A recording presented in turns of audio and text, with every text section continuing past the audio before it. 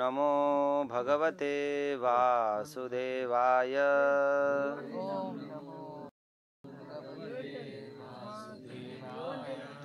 ओम नमो भगवते वासुदेवाय।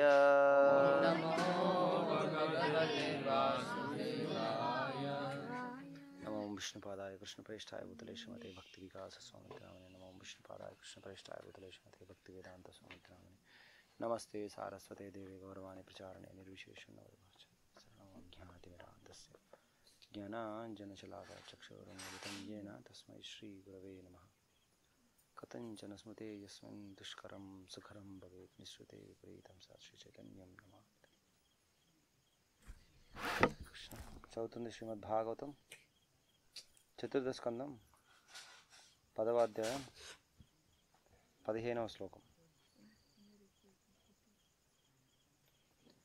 నతత్సూయాతు దానేషు జయకాశిష్వతో మృధే ఉదతిష్ట ప్రతస్తస్య నిహారాదివ భాస్కరః నదత్సూయాతు దానేషు జయకాశిష్వతో మృధే ఉదతిష్టద్రతస్తస్య నిహారాదివ భాస్కరః నదత్సూయాతు దానేషు జయకాశిష్వతో మృధే ఉదతిష్టద్రతస్తస్య నిహారాదివ భాస్కరః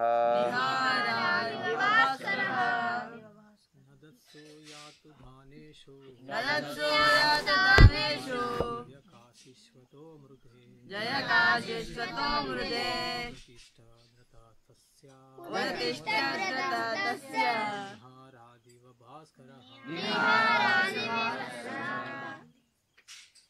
నదత్సూయతు ధానేషు జయకాశిష్వతో మృదే ఉదతిష్టద్రతస్తస్య నిహారాదివ భాస్కరః నదత్సూయాతు దానేషు జయకాశిష్వతో మృదే ఉదతిష్టద్రతస్తస్య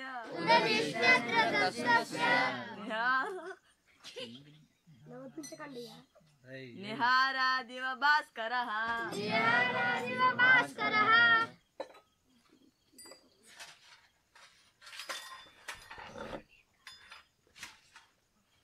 నదత్సు నదత్సు పలుకుచుండగా యాతు దానేషు ఘోర రూపులగు యక్షులు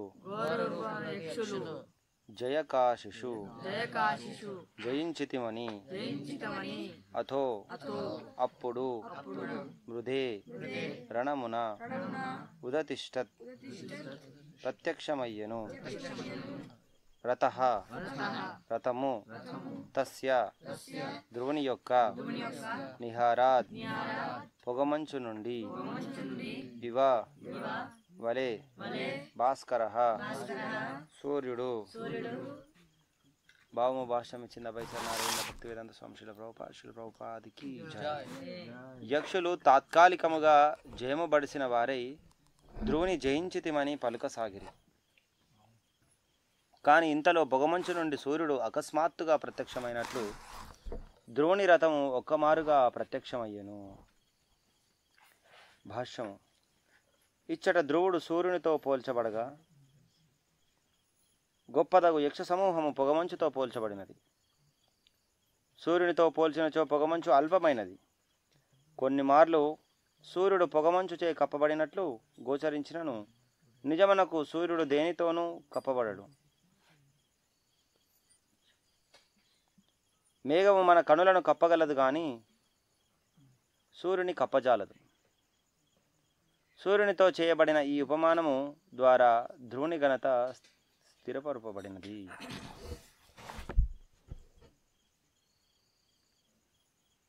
హరే కృష్ణ.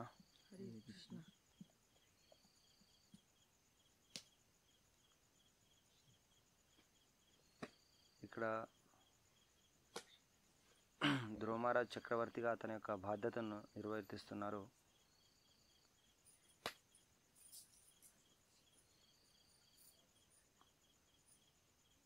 సో సనాతన ధర్మంలో ముఖ్యంగా ఈ వర్ణాశ్రమ ధర్మంలో భగవంతుడు ఇచ్చిన ఈ వర్ణాశ్రమ ధర్మంలో ఈ యొక్క రాజు యొక్క పాత్ర చాలా కీలకమైందన్నమాట.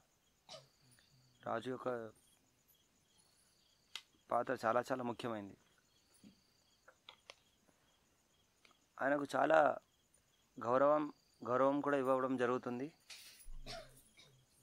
వర్ణాశ్రమ ధర్మ విధానంలో ఆయనకు అన్ని రాజుకు చాలా చాలా ఉన్నతమైనటువంటి సౌకర్యాలు ఇవ్వడం జరుగుతుంది అన్నట్టు. ఆయనకు మంచి భవనం ఉంటుంది. ఆయన భోగించడానికి కావాల్సిన అన్ని వసతులు ఆయనకు ఉంటాయి. అదేవిధంగా ఆయనకు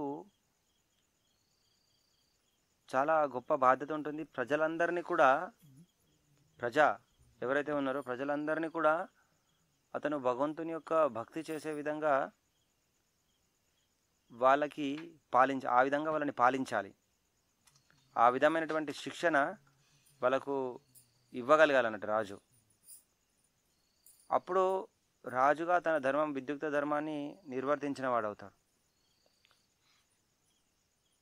సో అందుకే రాజు ఎప్పుడు కూడా ఈ యొక్క బ్రాహ్మణులు వైష్ణవుల యొక్క ఆదేశానుసారం వాళ్ళు నడుచుకునేవాళ్ళు.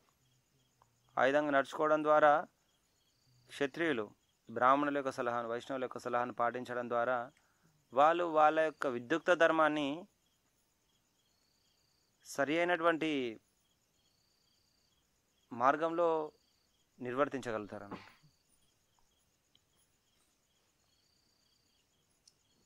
లేకపోతే వాళ్ళు నిర్వర్తించడం చాలా కష్టం అవుతుంది. చాలా క్షత్రియ ధర్మం చాలా చాలా కఠినమైంది, చాలా కఠినంగా ఉంటుంది.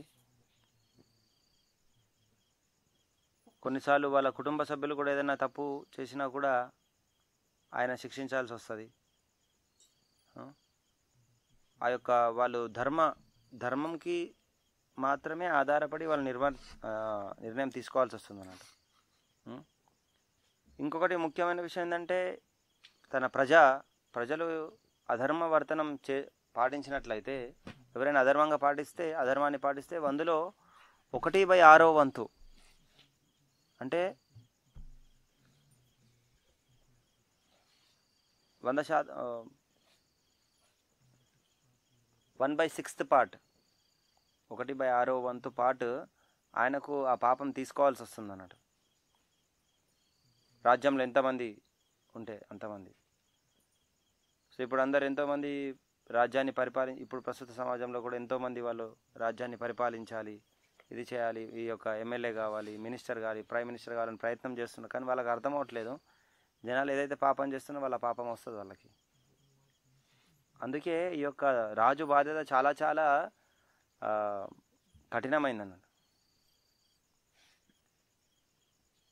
కానీ ఇక్కడ ధ్రువ మహారాజ్ లాంటి దక్షుడు అన్నట్టు. ధ్రువ మహారాజ్ విశుద్ధ భక్తునికి ఉన్న ఒక ముఖ్యమైన లక్షణం ఏంటంటే దక్ష అంటే ఎక్స్పర్ట్ అన్నట్టు. ఏదైనా పని చేయడంలో నిపుణత కలిగినటువంటి వ్యక్తి, నిర్వర్తించడంలో చాలా నిపుణత కలిగినటువంటి వ్యక్తి అన్నట్టు దక్ష అంటే. సో ఆయన సంపూర్ణంగా నారదముని యొక్క శిష్యుడు. ఆయన సంపూర్ణంగా వైష్ణవుని యొక్క ఆదేశం ప్రకారం ఆయన జీవితం నడుస్తూ ఉంది. స్వయంగా భగవంతుని యొక్క కృప కూడా ఆయనకుంది. భగవంతుని కృప ఉండడం వల్ల ఆయన తన విద్యుత్ ధర్మాన్ని చాలా సరిగా నిర్వర్తిస్తూ ఉన్నారు.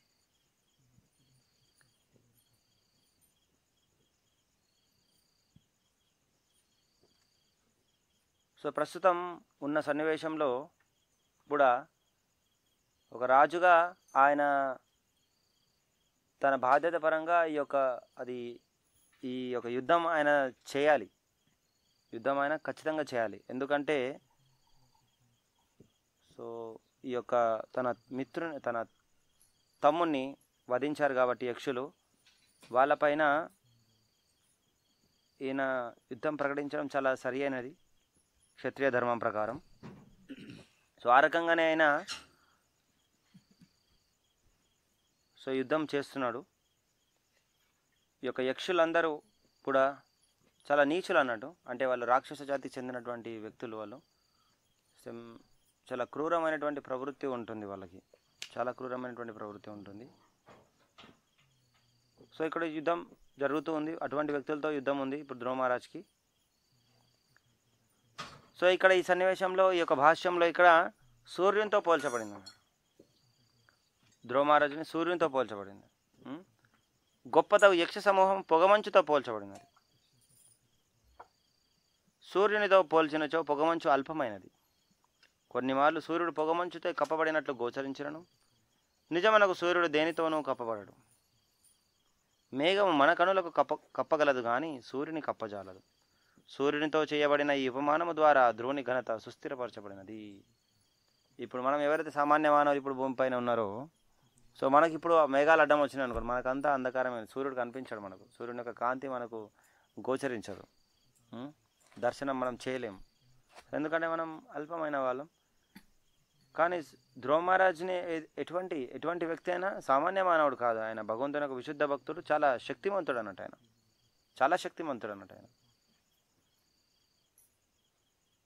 ఒక వైష్ణవుని యొక్క శక్తి ఎంత ఉంటుందంటే, ప్రభుపాల్ వారు ఒకసారి భాష్యంలో చెప్పడం జరుగుతుంది, వైష్ణవులు ఎంత శక్తిమంతులు అంటే కొన్నిసార్లు ఈ బ్రహ్మ శివునికి కూడా వాళ్ళ యొక్క శక్తి ఎంత శక్తిమంతులను గుర్తించడం చాలా కష్టం అవుతుంది. వైష్ణవుడు చాలా సరళంగానే ఉంటాడు అన్నట్టు. సుహృదం అందరికీ, ఎలాగైతే భగవంతుడు సుహృదం సర్వభూతానం, అందరికీ ఏ విధంగా అయితే మిత్రుడో, విశుద్ధ భక్తుడు కూడా అందరికీ మిత్రుడే. ఎందుకంటే ఆయన ప్రతి ఒక్క చోట భగవంతుని దర్శనం చేస్తాడు, ప్రతి ఒక్క హృదయంలో భగవంతుని యొక్క పరమాత్మ రూపాన్ని దర్శనం చేస్తూ ప్రతి ఒక్క జీవిని గౌరవిస్తాడు అన్నట్టు. ఆయన ప్రతి ఒక్క జీవిని గౌరవించడంలో ఎటువంటి ఆయన తప్పుదం చేయడు అన్నట్టు.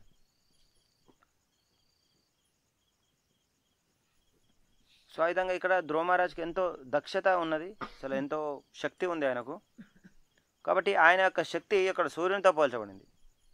ఆయన ఎంత శక్తిమంతుడు. ఈ యొక్క యక్ష సమూహం అంతా కూడా ఈ యొక్క పొగమంచు, సూర్యుని ముందు పొగమంచు ఉంటుందా? సూర్యుని యొక్క తాపానికి, సూర్యుని ద్వారానే అది ఏర్పడింది. యాక్చువల్లీ సూర్యుని ద్వారానే తయారవుతుంది ఆ మేఘాలు. తర్వాత ఆయన ముందు సూర్యుని ముందు అవేమి నిలవలేవన్నట్టు, అది వచ్చిన వెంటనే దూరం వెళ్ళిపోతాయి.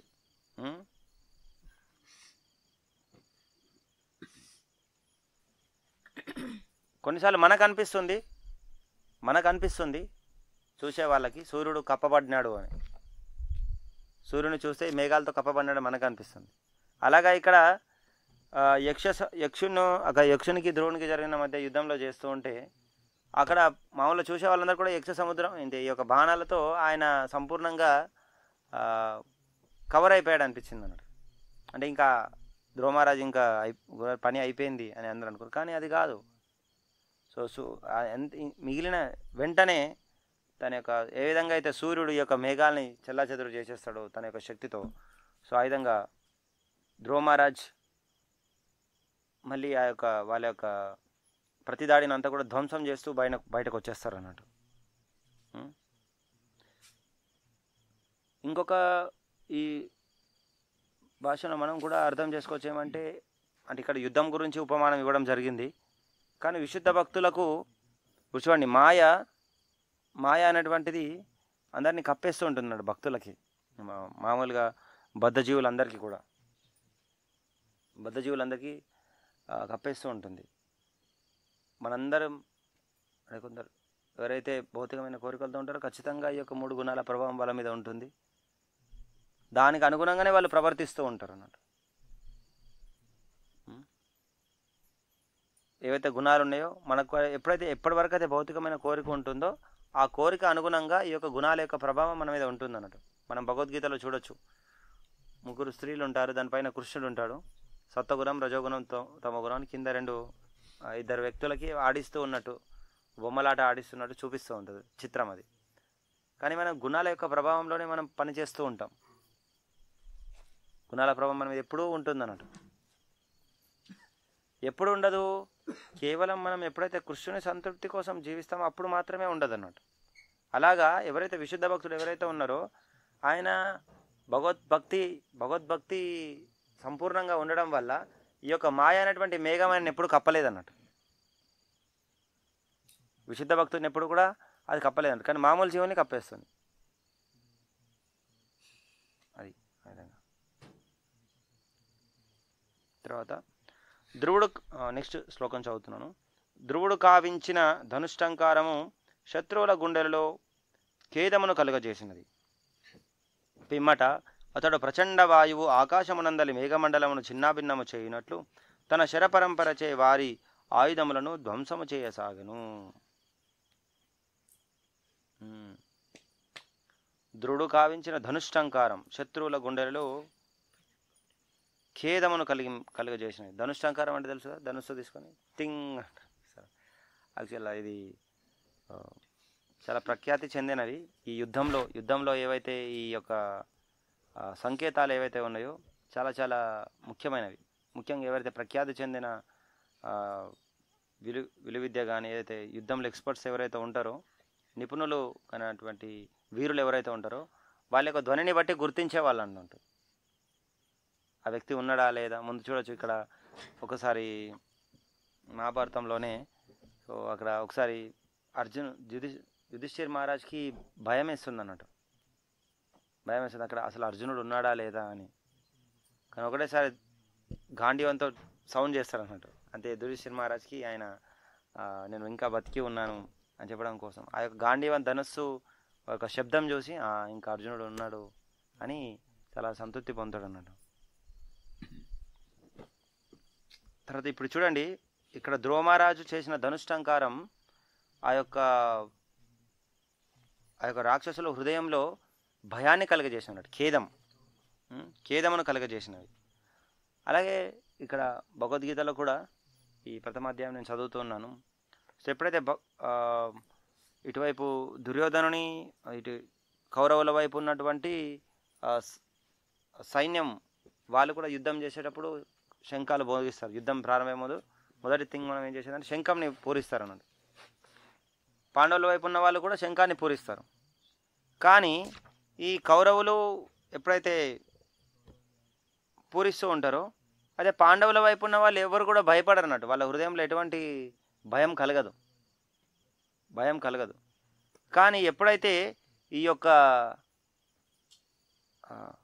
అర్జునుడు కానీ యుధిష్ఠిర్ మహారాజు కానీ నకుల సహదేవ వీళ్ళందరూ కూడా ఎవరైతే శంఖాలు పూరిస్తారో మన కృష్ణుడు కూడా పూరిస్తాడు శంఖం. సో వీళ్ళు శంఖం పూరించిన వెంటనే సో వాళ్ళ హృదయంలో భయం పుడుతుంది అన్నట్టు. ఎవరైతే కౌరవుల వైపు ఉన్నటువంటి వాళ్ళ యొక్క హృదయంలో అంతా కూడా భయం కలుగుతుంది అన్నట్టు. వాళ్ళకు కంపిస్తుంది అన్నట్టు. వాళ్ళ హృదయం కంపన అంటే మనకు సడన్గా ఏదైనా పులి కనిపించింది మనకి ఎట్లా ఉంటుంది, ధడలు అంటే అనుకోండి, అవునా కదా. సో భయం అనేటువంటి కలుగుతుంది. ఆ విధంగా వాళ్ళకు అంటే వాళ్ళ యొక్క శక్తి ప్రకటితం అవుతుందంట. అంటే వాళ్ళ లోపల ఆ యొక్క శంఖ ధ్వనిలో ఎందుకు అంత శక్తి ఉంది అంటే కృష్ణుడు మన వైపు ఉన్నాడు కాబట్టి మనం ఖచ్చితంగా గెలుస్తామన్న సంపూర్ణ విశ్వాసం వాళ్ళకు ఉందన్నట్టు. సంపూర్ణంగా వాళ్ళకు అపజయం అనేటువంటి వాళ్ళకి కలగదని సంపూర్ణ విశ్వాసం వాళ్ళకు ఉందన్నట్టు. కృష్ణుడే వాళ్ళ వైపు ఉన్నారు, ఇంకేం కావాలి వాళ్ళకి, స్వయంగా భగవంతుడే వాళ్ళ వైపు ఉన్నారు. అలాగే ఇక్కడ ధ్రువుడు భగవంతుని యొక్క విశుద్ధ భక్తుడు, ఆయన సర్వశక్తిమంతుడు అన్నట్టు. అందుకే ఆయన చేసిన ఈ యొక్క ధనుష్టంకారం చాలా ఇంపార్టెంట్ అన్నట్టు. ఈ యొక్క పర్పట్లో ధనుష్టంకారం శత్రువుల గుండెలో ఖేదమును కలిగింపజేసినది.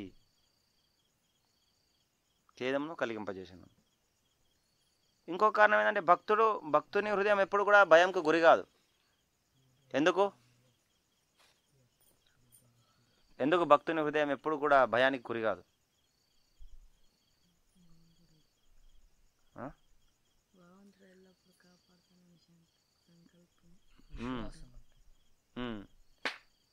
సో ఆయనకు భగవంతుడు కాపాడుతాడు అని. ఇంకోటి నేను ఈ యొక్క భగవంతుని సంతృప్తి కోసం నేను యుద్ధం గెలిస్తే భగవంతుని యొక్క క్రెడిట్ వస్తుంది, భగవంతుని యొక్క కోరిక మేరకు నేను గెలిచిన. ఒకవేళ ఓడిపోయినా కూడా ఆయనకి ఏం నష్టం లేదు, ఎందుకంటే నేను భగవంతుని సేవలో నా శరీరం వదిలేసినాను. ఆ సంతృప్తి ఆయనకు ఉంటుంది అన్నట్టు. ఎటువైపు అంటే భక్తుని యొక్క పొజిషన్ ఏంటంటే విజయము అపజయం పైన ఆధారపడి లేదన్నట్టు. తనకు విజయం వస్తుందా అపజయం వస్తుందా అనే విషయం పైన ఆయన ఆలోచించాడు అన్నట్టు. కేవలం తన సేవలో ఉన్నాడా లేదని ఆలోచిస్తాడు. అందుకే ఆయన భయం అనేటువంటిది ఉండదు, దన్నిటికి అతీతం అన్నట్టు. సేవ చేయడమే ఆయన యొక్క సేవ, మాత్రమే ఆయన నిమగ్నం అవడమే ఆయన కోరుకుంటాడు అన్నట్టు. అందుకే ఆయనకి ఇంకా భయం అనేటువంటిది ఉండదు. పిమ్మట అతడు ప్రచండ వాయువు ఆకాశమునందలి మేఘమండలమును చిన్నాభిన్నము చేయనట్లు తన శరపరంపర చే వారి ఆయుధములను ధ్వంసము చేయసాగెను. సో ఇంకా ఆయన ధ్రువ మహారాజు ఇంతకుముందు చదివిన శ్లోకాలలో మనం చూడొచ్చు, ఆయన ఆ యొక్క శరపరంపర తన పైన వచ్చిన వెంటనే అతనికి ఇంకా ఉత్సాహం కలిగింది అన్నట్టు. ఏ విధంగా అయినా వీళ్ళని ఇంకా ఖచ్చితంగా వీళ్ళని అణిచివేయాలి అనేటువంటి కోరికతో ఉన్నాడు ధ్రువ మహారాజు. అదే అందుకే ఇక్కడ తను బయటకు వచ్చిన వెంటనే ఎట్లయితే ప్రచండ వాయువు అంటే ఇప్పుడు మేఘాలు ఉన్నాయనుకోండి, బాగా తుఫాన్ వచ్చింది అనుకోండి, గాలి దుమారం అంటారు కదా, బాగా తుఫాన్ వచ్చింది అనుకోండి, తుఫాన్ వస్తే ఏమైతే అవన్నీ వెళ్ళిపోతాయి అన్నట్టు. సడన్గా మొత్తం మేఘాలు కప్పేసిన వెంటనే మొత్తం నల్లగా అయిపోతుంది. కానీ గాలి వచ్చిన వెంటనే ఏమవుతుంది, అవి ఫాస్ట్గా వెళ్ళిపోతాయి, ఇమ్మీడియట్గా వెళ్ళిపోతాయి అన్నట్టు. అట్లా ప్రచండ వాయువు అంటే చాలా తీవ్రమైనటువంటి గాలి, తీవ్రమైనటువంటి తుఫాను వచ్చిన వెంటనే ఏ విధంగా అయితే ఈ మేఘాలని దూరం వెళ్ళిపోయేటట్టు చేస్తుందో, అలాగే ఈ యొక్క శర పరంపర ఆయన చేసేటువంటి విసిరేటువంటి బాణాలు వాళ్ళందరినీ ఇంకా తలగా మొత్తం నాశనం చేయడం జరుగుతుంది అన్నట్టు. తర్వాత శ్లోకం చదువుతాం. ఇంద్రుని వజ్రాయుధము పర్వతములను భేదించినట్లుగా ధ్రువుడు ప్రయోగించిన వాడి అయిన బాణములు శత్రువుల కవచములను దేహములను భేదించెను.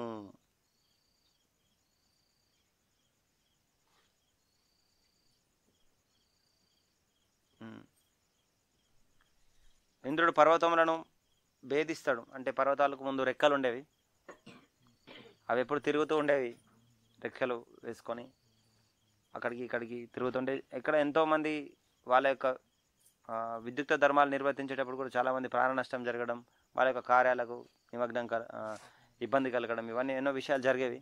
అయితే ఇవన్నీ చాలా డిస్టర్బెన్స్గా ఉంది ఈ యొక్క మెయింటెనెన్స్. ధ్రువుడు అనేసి ఇంద్రుని యొక్క బాధ్యత ఏంటి, పాలన చూస్తూ ఉండాలా.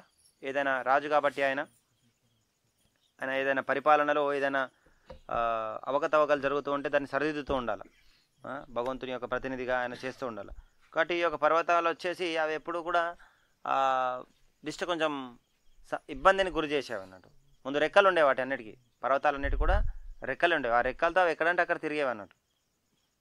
అది ఇదంతా ఇబ్బందికరం అవుతుందని తన వజ్రాయుధంతో అన్ని రెక్కలు కట్ చేసేసాను. అందుకే అవి పడిపోతాయి. ఇప్పుడు పర్వతాలన్నీ కూడా ఉన్నాయన్నీ కూడా దాని రెక్కలు కట్ చేసినాను. కానీ ఒక పర్వతం ఉంటుంది, మైనాక పర్వతం, దానికి అది ఉంటుంది, అది రామాయణంలో వస్తుంది, సముద్రం లోపల ఉంటుంది అన్నట్టు. హనుమంతుడికి షెల్టర్ ఇవ్వడానికి. అదే మళ్ళీ ఇంకా ఇంద్రుడు ఆ హనుమంతునికి ఆ షెల్టర్ ఇవ్వగానే అయితే ఇంద్రుడు నీకు ఎప్పుడు కట్ చేయను అని వరం ఇచ్చేస్తాడు అన్నట్టు.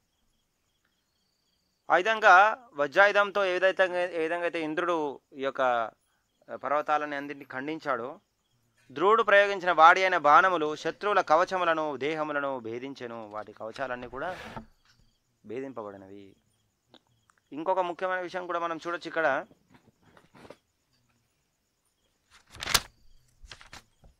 సో ముందు యుద్ధంకి వెళ్ళేటట్టు సైనికులు యుద్ధానికి వెళ్తూ ఉంటే వాళ్ళ యొక్క శరీరంకు ఉన్నటువంటి కవచాలు కానీ ఇవన్నీ కూడా బంగారంతో ఉండేది అన్నట్టు, బంగారంతో ఉండేది చాలా. సో బంగాలు వజ్రాలు వైడూర్యాలతో వాళ్ళ యొక్క శరీరం అంతా కూడా అలంకరణ చేయబడి ఉండేది అన్నట్టు. చాలా ఉన్నతమైనటువంటి నాగరికత ఉండేది అప్పుడు.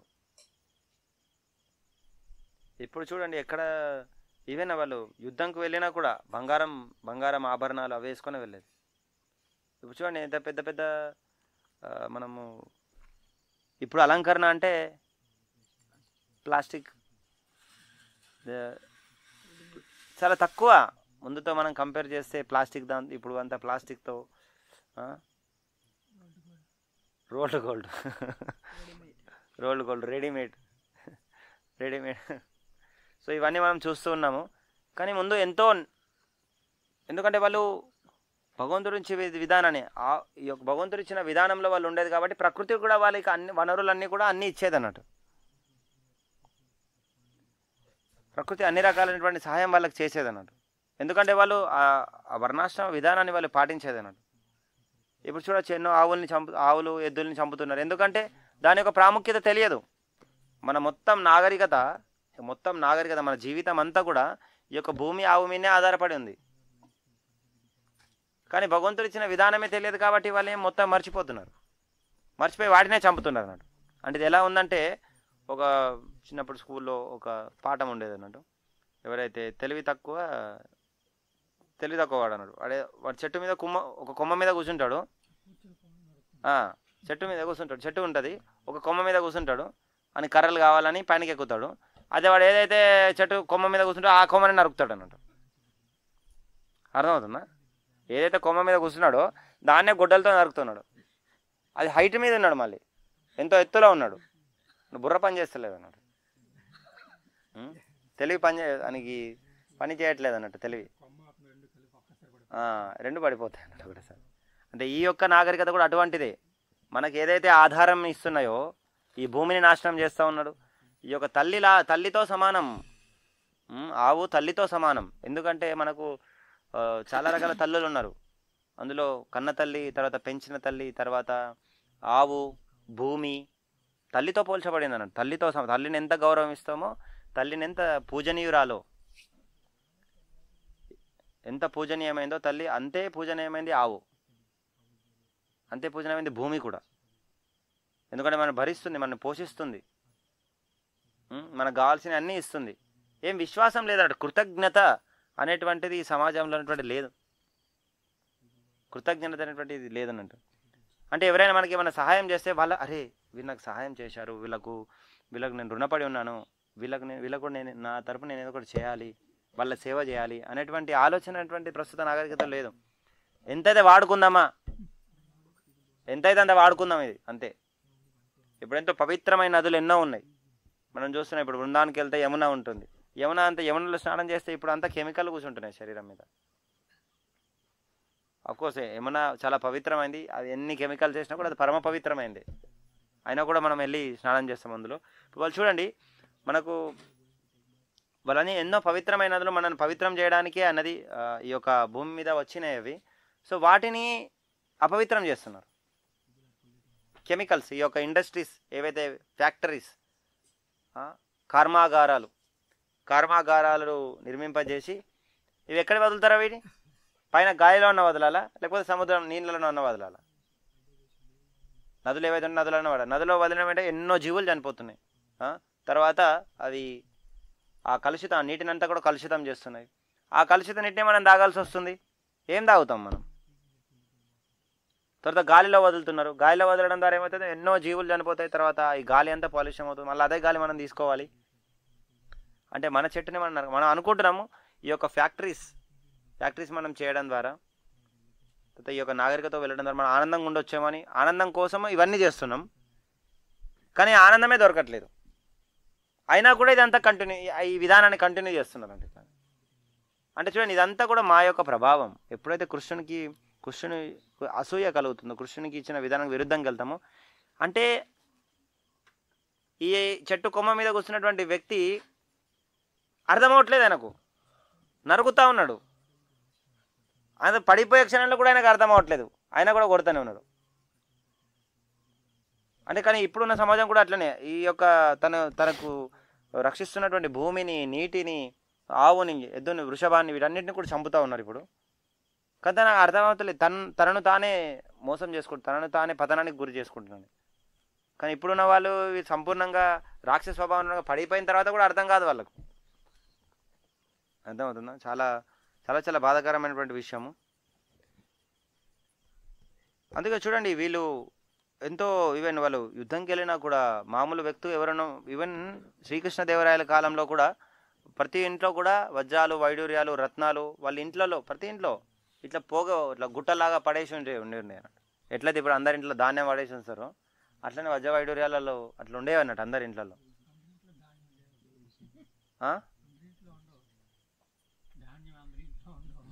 ఉదాహరణకు చెప్తుంది. అయితే రైతు ఇప్పుడు ఇంట్లో మనం పండు తినాలన్నా కూడా ధాన్యం ఉండాలి కదా. ఉదాహరణ చెప్తాను. ఎట్లయితే ధాన్యం అందరి ఇంట్లో ధాన్యం కానీ రైస్ కానీ ఉంచుకుంటామో, సో అట్లా అందరి ఇంట్లో విడివిగా ఉండేది అన్నట్టు. ఎందుకంటే ఆ యొక్క విధానం అటువంటిది అన్నట్టు. ఎప్పుడైతే మనం భగవంతుడు ఇచ్చిన సిస్టమ్ని మనం ఫాలో అవుతామో భూమి ఎంతో ఆనందిస్తుంది అన్నట్టు. ఇతను నా స్వామి అయినటువంటి కృష్ణుని యొక్క సేవలు ఉన్నాడు కాబట్టి నాకు కావాల్సినటువంటి అన్నీ ఇవ్వాలి అని ఆయనకు అన్ని సహకరిస్తుంది అన్నట్టు ఆయన యొక్క జీవన విధానానికి.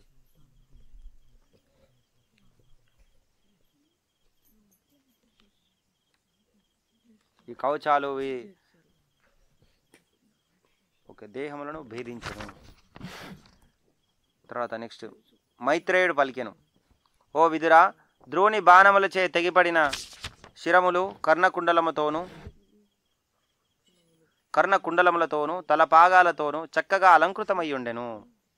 చూసిన వాళ్ళు ఎంత అలంకృతమై ఉండేది అంతా.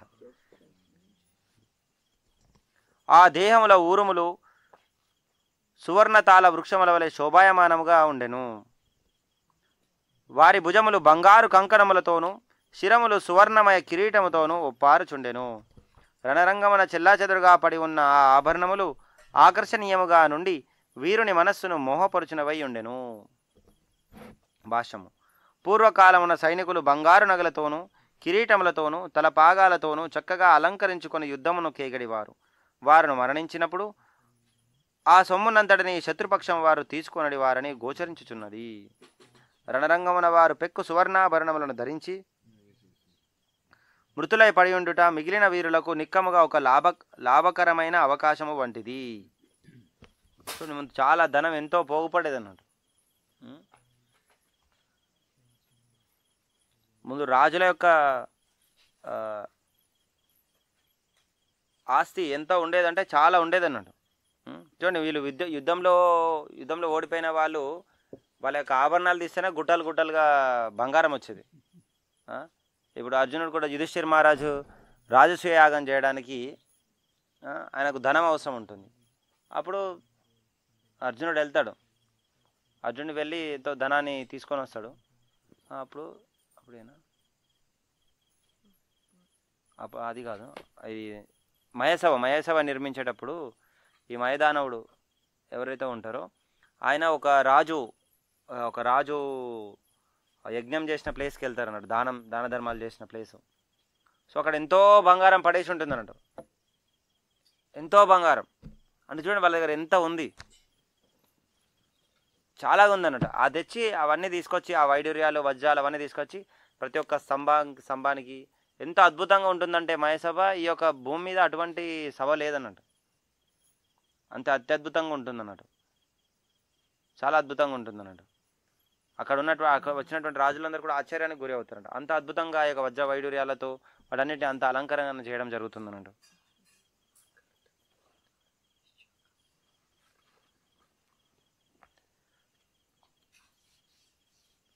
చావగా మిగిలిన యక్షులు మహావీరుడగు ద్రోణి బాణములచే వికలాంగులై సింహముచే ఓడిపోయిన ఏనుగుల వలె పారిపోసాగిరి. ఇక మిగిలిపోయిన యక్షులు ఎవరైతే ఉన్నారో వికలాంగులు అయిపోయారు.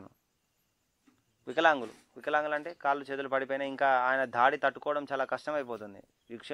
ధ్రువమహారాజు ముందర ఎవరు నిలవలేకపోతున్నారు. వాళ్ళందరూ కూడా ఎలాగైతే సింహం దాడి చేసినప్పుడు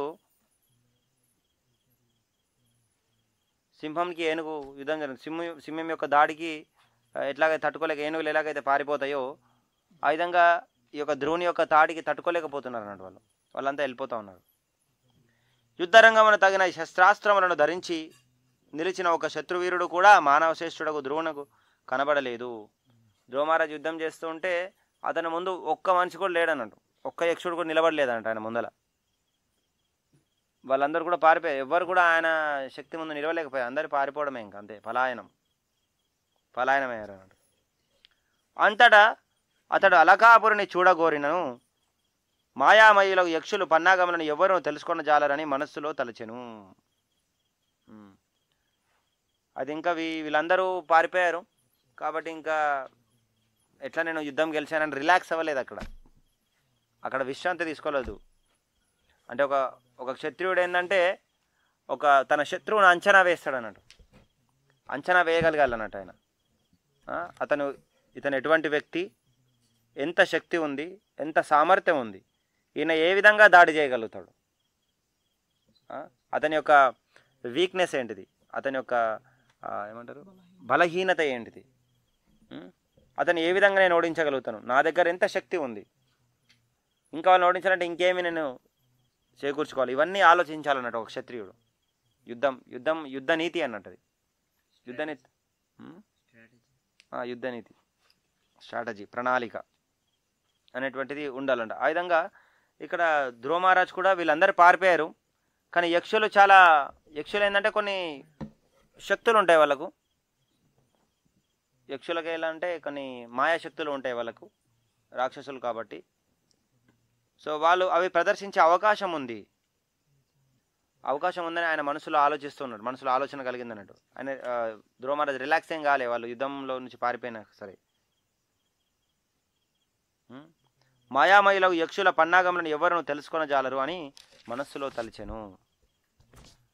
మాయామయులకు తన శత్రువులను గూర్చి సంశయాస్పదుడగు ధ్రువుడు రథసారథితో సంభాషించునంతలో సముద్రమే అచ్చటనున్నట్లుగా భీకరమగు శబ్దము వినవచ్చెను.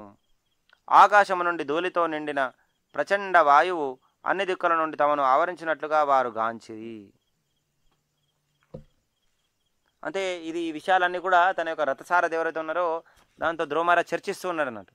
సో వీళ్ళు పారిపోవడం అయితే పారిపోయారు, కానీ ఇక్కడ ఏదో జరిగే అవకాశం ఉంది, వీళ్ళు అంత ఊరికే వదిలే వ్యక్తులు కాదు అని. సమయం ఎంత ఉంది? 10 నిమిషాలు.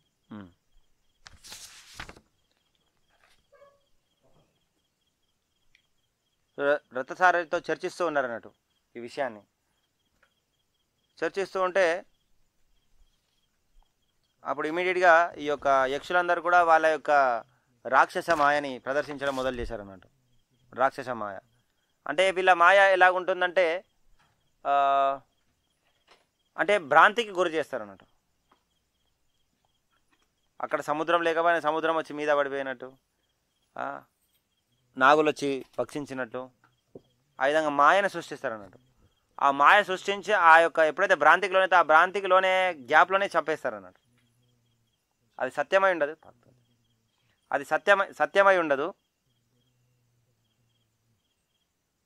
కానీ అది భ్రాంతికి లోనేటట్టు చేసి ఆ యొక్క దాన్ని అదునుగా తీసుకొని వాళ్ళు చంపేస్తారు అన్నట్టు. ఇది యుద్ధనీతి, ఒక రాక్షసుల యొక్క ఒక టెక్నిక్ అన్నట్టు ఇది. సో మహాభారతంలో కూడా ఇటువంటి ఇన్సిడెంట్స్ జరుగుతాయి. ఈ యొక్క గంధర్వాస్త్రం కూడా అటువంటిది.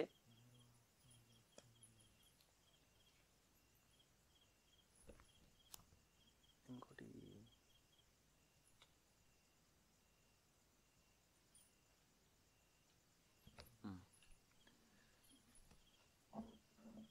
సముద్రం అంతా కూడా మీద వచ్చి పడినట్టు శబ్దం వస్తుంది అన్నట్టు. ఆ విధంగా శబ్దం వస్తుంది. ఆకాశం నుండి ధూళితో నిండిన ప్రచండ వాయువు అన్ని దిక్కుల నుండి తనను ఆవరించినట్లు. ఈ యొక్క ప్రచండమైనటువంటి వాయువు ఆకాశం అన్ని సైడ్ల నుంచి వచ్చి మీద చాలా తీవ్రంగా వస్తున్నట్టు అవి చూస్తున్నారంట, వాళ్ళు చూస్తున్నారంట, దర్శిస్తున్నారు. క్షణములో ఆకాశం అంతయు దట్టమగు మేఘములతో నిండి తీవ్రమగు మేఘగర్జనమును వినవచ్చెను.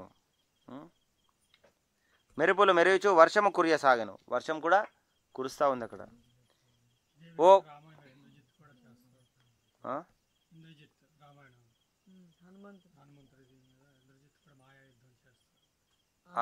మేఘంలో కనబడతాడు, మళ్ళీ ఇక్కడ కనబడతాడు. అంటే ఆయనకు అదృశ్యమయ విద్య ఉంటుంది, అదృశ్యమయ విద్య ఉంటుంది ఆయనకు. కానీ ఎటువంటి మాయ చేయడైనా ఆయన మాయ ఏం చేస్తారంటే అది సీతది తీసుకొని వస్తారు, మాయాలేడి మాయ సీతని తీసుకొని వస్తారు. కానీ వాళ్ళ దగ్గర అస్త్రాలు ఉంటాయి. ఆ అస్త్రానికి ఆ శక్తి ఉంటుంది. ఆ అస్త్రాలు ప్రయోగించినప్పుడు భ్రాంతికి లోనవుతారు అన్నట్టు. అర్జునుడు కూడా ప్రయోగిస్తారు ఇటువంటిది. గోపాలకులు అని కొందరు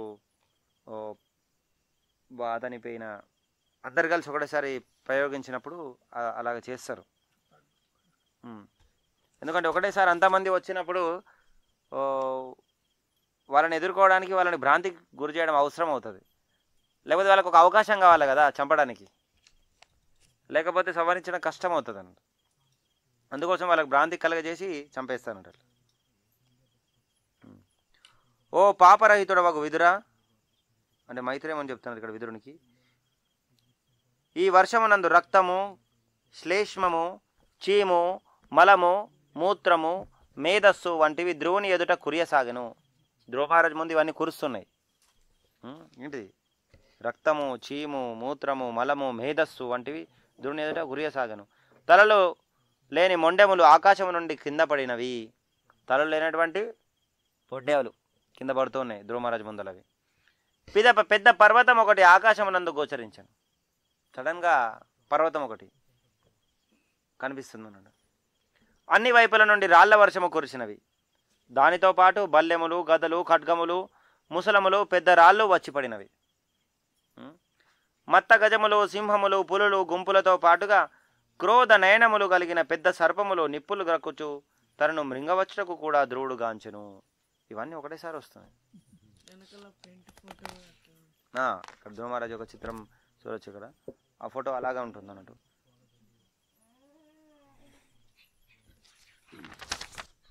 పిమ్మట ప్రపంచ ప్రళయ సమయమా అన్నట్లు ఉత్తుంగ తరంగములతో భీకరమగు సముద్రము భీషణముగా గర్జించు అతని ఎదుటకు వచ్చెను. సముద్రమే మీద పడినట్టు జరుగుతుందన్నమాట. కానీ వాళ్ళకి అర్థం అవ్వట్లేదు ఇది ఎవరి ముందు ఇవన్నీ చేస్తున్నారు అనేటువంటిది. ఈ హనుమంతుని ముందర కుప్పి గంతులు వేసినట్టు ధ్రువ మహారాజ్కి అన్నీ తెలుసు. ధ్రువ మహారాజ్కి ఎవరి శక్తి, వాళ్ళ శక్తి ఏంటిది, వాళ్ళు ఏం చేయగలుగుతారో అంతా తెలుసు. ఆయనకు ఇవన్నిటిని కూడా ఏ విధంగా బయటకు తీశారు అన్నీ తెలుసు. కానీ అతని ముందు ఇవన్నీ కుప్పి గంతుల్లాగానే ఉన్నవి. యక్షులు స్వభావరీత్యా అతి క్రూరులు. తమ అసురీ మాయచే వారు వివేకహీనుని భయపెట్టగల పెక్కు వింతలను సృష్టించగలరు. అదే అమాయకులు అయితే భయపడతారు అన్నట్టు. భయపడి ఈజీగా చనిపోతారు వాళ్ళు. మామూలు వ్యక్తులు వాళ్ళని ఎదుర్కోలేరు. ఇక్కడ ధ్రువ మహారాజు కాబట్టి చాలా ఈజీగా వాళ్ళని దాటగలుగుతారు. అసురీ మాయ ధ్రువుని ఆవరించినదని వినిన మునులు అతనిని మంగళము చేకూర్చుటకై వెంటనే అచ్చటకు సమకూడిరి. మునులందరూ కూడా అక్కడికి వచ్చేశారు.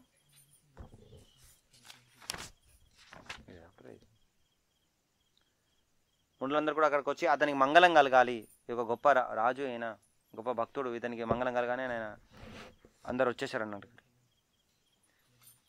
మునయ ఊచు మునులు చెప్తున్నారు, ఓ ఉత్తానపాదనందన ధ్రువ, భక్తార్తిహరుడగు భగవానుడు శారంగధనుడు నీ శత్రువులను సంహరించుగాక. పవిత్రమగు భగవన్నామము ఆ భగవానుని ఎంతటి శక్తివంతమైనది కనుక ఆ పవిత్ర నామమును కీర్తించుటచే శ్రవణము చేయుటచే జనులు భయంకరమగు మృత్యువు నుండి పూర్తిగా రక్షణము నొందుదురు. భక్తుడు ఆ విధంగా రక్షింపగలడు. చూడండి ఇక్కడ చాలా జాగ్రత్తగా, చాలా ముఖ్యమైనటువంటి విషయం. ఉత్తానపాదనందన ధ్రువ, భక్తార్తిహరుడగు భగవానుడు శారంగధనుడు నీ శత్రులను సంహరించుగాక. భగవంతుడు శత్రులను, నీ యొక్క శత్రులను సంహరించాలి. పవిత్రమగు భగవన్నామము ఆ భగవానుని అంతటి శక్తివంతమైనది కనుక పవిత్ర నామమును కీర్తించుటచే శ్రవణము చేయుటచే జనులు భయంకరమగు మృత్యువు నుండి పూర్తిగా రక్షణము నొందుదురు. భక్తుడు ఆ విధంగా రక్షించబడగలడు. యక్షులు ప్రదర్శించిన మాయాజాలముచే ధ్రువుని మనస్సు కలవరపడినప్పుడు మహర్షులు అతని చెంతకు వెడలిరి. భక్తుడు ఎల్లవేళలా భగవానుచే రక్షించబడివాడే. ఆ దేవదేవుని ప్రేరణ చేతనే ధ్రువుని ఉత్సాహపరచుటకు ఋషులు ఏతెంచి భగవంతునికి పూర్తిగా శరణుజొచ్చిన వాడైనందున అతని కట్టి ప్రమాదం లేదని ఆశ్వాసమొసగిరి. ఇక్కడ ఆ యొక్క మునులకు ప్రేరణ ఇచ్చింది. మీరు వెళ్ళి అక్కడ ధ్రువునికి ఆనందం కలిగించండి, ఉత్సాహాన్ని కలిగించండి అని ఆ యొక్క మునులకు ప్రేరణ ఇచ్చింది భగవంతుడే. ఇక్కడ దేవదేవుని ప్రేరణ చేతనే, ఋషుని ప్రేరణ చేతనే ధ్రువుని ఉత్సాహపరచుటకు ఋషులు ఏతెంచి భగవంతుని పూర్తిగా శరణుజొచ్చిన వాడైనందున అతని కెట్టి ప్రమాదము లేదని ఆశ్వాసమొసగిరి. ఇది ఇంతకుముందు కూడా మనం నిన్న క్లాస్లో చర్చించాం. అక్కడ భక్తునికి ఎటువంటి బాధ అనేటువంటిది అవసరం లేదు, ఎటువంటి బాధ అవసరం లేదు. భగవత్కరుణచే భక్తుడు మరణ సమయమునను హరినామమును అనగా హరే కృష్ణ కృష్ణ కృష్ణ హరే హరే హరే రామ రామ రామ హరే హరే అను మహామంత్రమును జపించి వెంటనే భవాకాశమును దాటి ఆధ్యాత్మిక ఆకాశమును ప్రవేశించును. మనకు పెద్ద యుద్ధం ఎవరితో? ఈ యొక్క మరణం మనం ఎదుర్కోవాల్సిన ముఖ్యమైన శత్రువు. మరణం అంటే అందరికీ భయమే, కానీ ఈ మరణాన్ని మనం దేంతో జయించవచ్చు? ఈ యొక్క భగవంతుని పట్ల భక్తి, ఈ యొక్క హరినామాన్ని ఆశ్రయించడం ద్వారా అది సాధ్యమవుతుంది. ఈ యొక్క భవసాగరం నుంచి ఈజీగా మనం బయటపడిపోవచ్చు ఈ యొక్క హరినామ స్మరణ ద్వారా. హరినామం ఉచ్చరించినంత మాత్రమనే మనుజుడు మృత్యుసాగరమును తరించును. కనుక ధ్రువుడు నిక్కముగా రాక్షసమాయను. దాటగలడు. ఈ యొక్క భగవంతుని నామం చాలా పరమశక్తివంతమైనటువంటిది. కేవలం ఈ యొక్క హరికి భగవంతుని నామానికి భగవంతునికి ఎటువంటి తేడా లేదు. భగవంతుని నామం ఎంత శక్తివంతమైన, స్వయంగా భగవంతునితో సమాన శక్తివంతమైనటువంటిది అన్నది. అందుకే ముకుందమాలా స్తోత్రంలో కులశేఖర ఆళ్వారి యొక్క నామాన్ని కీర్తిస్తూనే ఉన్నారు అన్నాడు. భవంతమేకాంత కదా అవిస్మృతిశ్చరణారవిందే భవే భవే మేస్తు భవత్ప్రసాదాత్. ఈ యొక్క భవసముద్రంలో నేను ఉన్నాను, కానీ ప్రతి క్షణం నేను నీ యొక్క నామాన్ని స్మరించాలి. నేను ఎప్పుడు కూడా భగవంతుని నామాన్ని విస్మరించకూడదు అని కోరుకుంటున్నారు అన్నట్టు.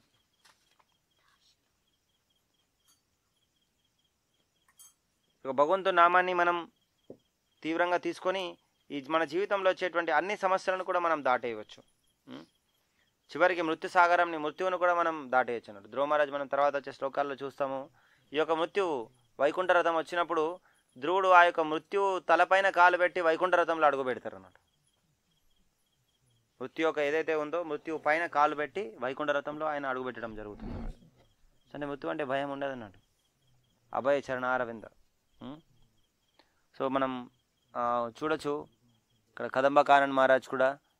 సో ఒకసారి మహారాజ్ కదంబకానంద్ మహారాజ్ ఆయన లీల చాలించారు.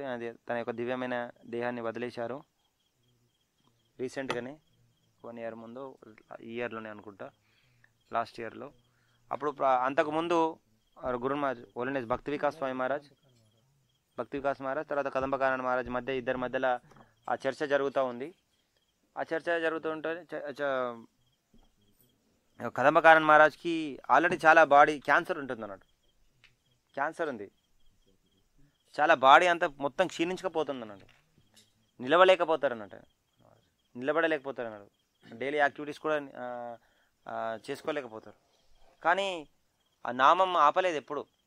మహారాజ్ భగవంతుని నామం జపించిన 16 మాలలు ఖచ్చితంగా చేయాలని ఎప్పుడు ఆపలేదు. అని జయదత్ మహారాజ్ శిష్యుడు ఆయన.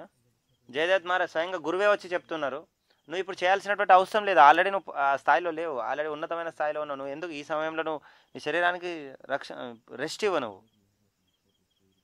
రెస్ట్ ఇవ్వు, ఎందుకు నువ్వు దానికి విశ్రాంతినివ్వు, ఎందుకు ఈ విధంగా బాడీని చేస్తున్నావు అంటే, లేదు నాకు మీరు ఏదైనా నాకు ఆజ్ఞ ఇవ్వండి, కానీ నామం జపించకని నాకు ఆజ్ఞ ఇవ్వకండి అని చెప్తాను. గురు మహారాజ్ మీరు నాకు ఏదైనా ఆజ్ఞ ఇవ్వండి, ఆదేశం ఇవ్వండి, నేను చేస్తాను, కానీ ఈ నామాన్ని ఉచ్చరించకన్నా అని ఆదేశం మాత్రం నాకు ఎప్పటికీ ఇవ్వకండి అని చెప్తాను. సో ఇక నామం పట్ల రుచి అలాగ ఉంది అన్నట్టు. హరిదాస్ ఠాకూర్ సిద్ధ భక్తులు ఆయన. సో అప్పుడు ఈ కన్వర్జేషన్స్లో జరుగుతున్నప్పుడు కూడా ఇప్పుడు కదంబకానంద్ మహారాజ్ చెప్తారు, సో నాకు మృత్యు అంటే భయం లేదు చెప్తారు కదంబకానంద్ మహారాజ్. అప్పుడు గురు మహారాజ్ అక్కడ ఉన్నప్పుడు అంటారు, అసలు ఈ మాట చెప్పడం చాలా కష్టం, నాకు మృత్యు అంటే భయం లేదు అని అలా చెప్పడం అంత సులువైన విషయం కాదన్నట్టు. అంటే చూడండి ఆ యొక్క భక్తుని యొక్క స్థానం ఎంత గొప్పది, ఎంతో గొప్పది అన్నట్టు భక్తుని యొక్క స్థానం. ఎందుకంటే అతను దేనికి నిర్భయుడు అన్నట్టు. ఎందుకంటే సంపూర్ణ శరణాగతి, వాళ్ళు భగవంతుని పాదాల సంపూర్ణ శరణాగతి పొంది ఉన్నారు కాబట్టి ఆ యొక్క అభయం, అజ్ఞానం అనేటువంటి వాళ్ళ హృదయం నుంచి వెళ్ళిపోతుంది అన్నట్టు. అజ్ఞానం వల్లనే భయం కలుగుతుంది. భయం దేని వల్ల కలుగుతుంది? అజ్ఞానం వల్లనే కలుగుతుంది. కాబట్టి ఈ యొక్క అజ్ఞానం అనేటువంటి వాళ్ళ హృదయంలో ఉండదు. భగవంతుడు ఇచ్చినటువంటి జ్ఞాన జ్యోతి ఎప్పుడు హృదయంలో ప్రకాశిస్తూనే ఉంటుంది అన్నట్టు. కాబట్టి వాళ్ళకి యొక్క అజ్ఞానము, ఈ యొక్క భయం అనేటువంటి వాళ్ళ దరిచేరం. అందుకోసమే వాళ్ళు ఆ విధంగా ఉంటారు.